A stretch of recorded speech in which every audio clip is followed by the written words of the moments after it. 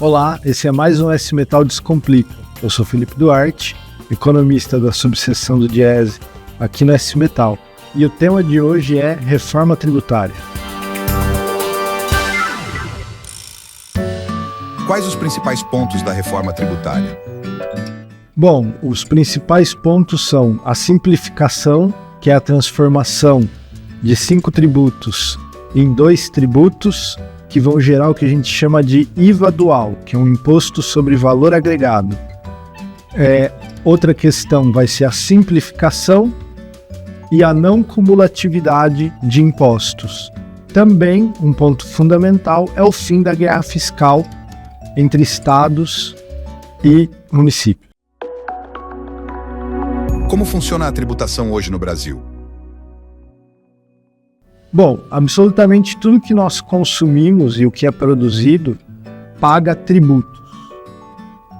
Hoje a gente tem uma série de impostos e o sistema tributário brasileiro ele é considerado muito complexo e ineficiente, porque ele é composto por uma infinidade de tributos que incidem sobre várias etapas do processo de produção até o processo de consumo.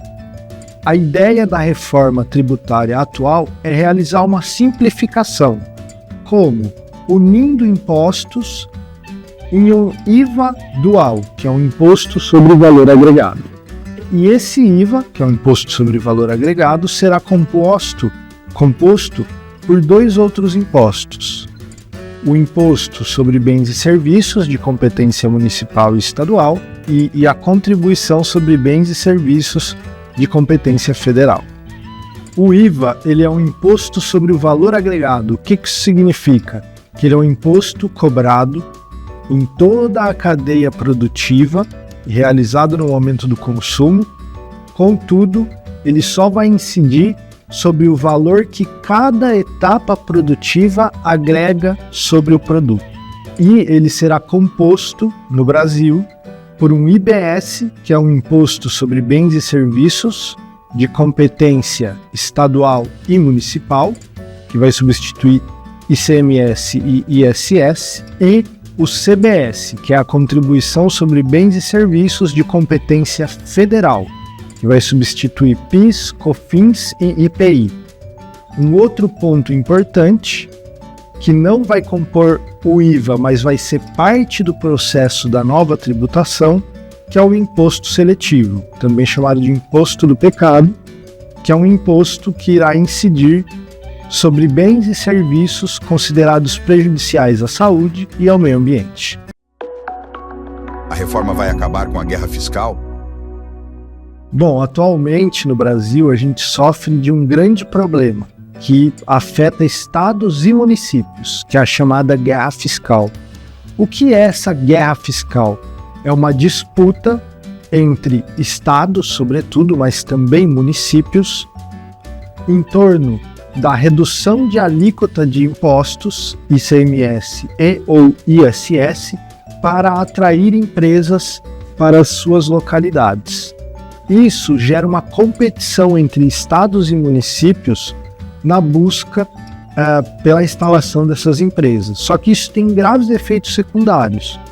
Sobretudo, o principal deles é a renúncia fiscal por parte de estados e municípios, que afeta muito e diminui a capacidade de arrecadação desses entes da federação.